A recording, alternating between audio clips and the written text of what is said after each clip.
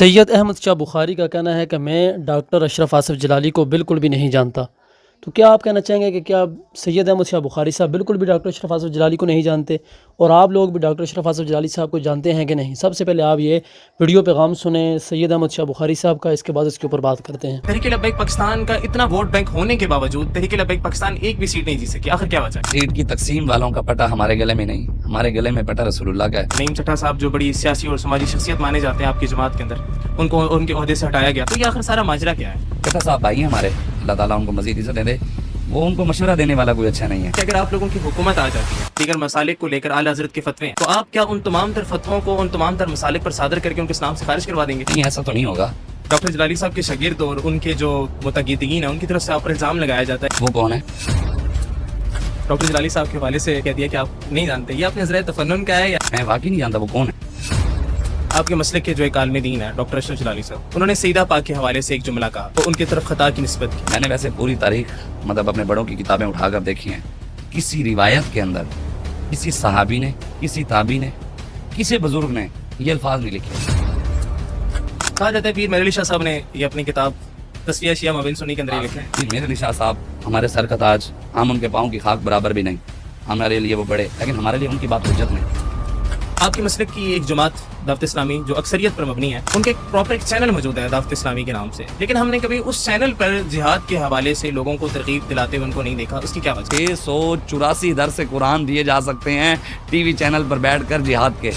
اس وقت آپ کے مسلک کے اندر شدت کافی زیادہ نہیں ہو چکی، کہیں پر رافضیت کے فتوے لگ رہے ہیں، کہیں پر نسبیت کے فتوے لگ رہے ہیں۔ ہمارے کچھ علماء پیر سادات کرام اگر صدیق اکبر کے ساتھ کھڑے ہو جاتے ہیں تو وہ کہتے ہیں نہیں صدیق، تو باقی مولا علی کے خلاف کھڑے ہو جاتے ہیں، وہی لوگ کہتے ہیں نہیں علی نہیں کرتے۔ کچھ دن قبل انڈیا پاکستان کا جو آپس میں تنازع ہوا، معذرت کے ساتھ ان تمام تر حالات میں ہمیں وہ بزرگان دین نظر نہیں آئے جو 1965 کی جنگ میں پاکستان کی سرحدوں کی حفاظت کر رہے تھے۔ سب سے بڑے بزرگ اس دور میں امیر المجاہدین تھے۔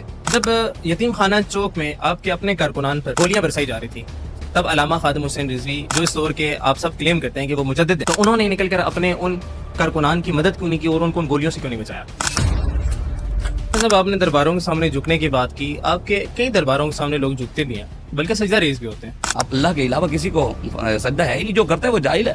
علامہ خادم حسین رضوی صاحب کے دربار کے سامنے بھی ہم نے کئی لوگوں کو جھکتے ہوئے دیکھا، تو وہاں پر یہ تمام تر چیزیں آپ اپلائی کیوں نہیں کرواتے؟ لیکن ہم کوشش کر سکتے ہیں، کہہ سکتے ہیں۔ آپ نے بات کی کہ ہم کوشش کر سکتے ہیں کہ ہم ان لوگوں کو روک سکیں، تو اس کا ایک بہترین طریقہ نہیں ہے کہ ہم دربار بناتے ہیں کیوں؟ عام قبور کے سامنے تو ہم نے آج تک کسی کو بھی جھکتا ہوا نہیں دیکھا۔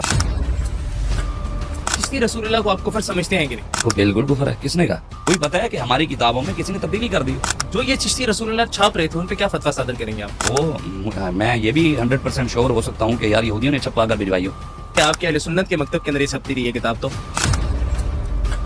ٹھیک ہے، شاہ صاحب مان لیتے ہیں کہ یہودیوں نے آپ کی کتابوں میں ایڈیشن کر دیا، لیکن پیر میرعلی شاہ صاحب تو اس کلمے کا دفاع کر کے گئے۔ شاہ صاحب جسے آپ جاہل کہہ رہے ہیں، اسی جاہل شخص کی وجہ سے آپ اہل سنت کی کتابوں کے اندر سے وہ کفریہ جملہ ختم ہوا، اس کا کریڈٹ تو آپ کو دینا چاہیے۔ ہمارے بڑے بڑے محققین تو ان کتابوں کی تعریفیں کرتے رہے۔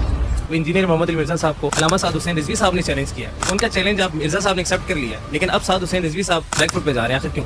نہیں بیک فٹ پر گئے، اس کا حال یہی ہے اس کو بٹھا کر کوڑے منائے جائیں۔ آپ علمی دلائل کیوں نہیں دے رہے، کوڑوں کی طرف آ رہے ہیں؟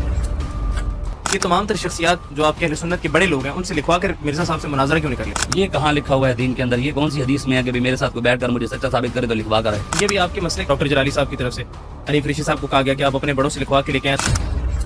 زیر الحسن شاہ صاحب نے یہ جو مطالبہ کیا انجینئر محمد علی مرزا صاحب سے کہ آئیں ہم آگ میں کودتے ہیں، جو بچے گا وہ آگ پہ ہوگا، تو یہ کیا خودکشی کے زمرے میں نہیں آتا؟ خودکشی تب ہوگی جب پتہ ہوگا کہ میں جا کر وہاں مر جاؤں گا۔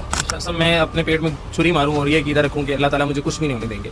تو ناظرین، آپ نے احمد شاہ بخاری صاحب کے یہ الفاظ سن لیے، تو کیا کہنا چاہیں گے آپ ڈاکٹر اشرف آصف جلالی کے بارے میں اور سید احمد شاہ بخاری کے بارے میں، کہ بھائی کون کون ڈاکٹر اشرف آصف جلالی کو جانتا ہے اور کون کون سید احمد شاہ بخاری کو جانتا ہے؟ اگر ویڈیو اچھی لگے تو چینل کو سبسکرائب، ویڈیو کو لائک اور کمنٹس باکس کے اندر اپنی رائے کا اظہار ضرور کریں۔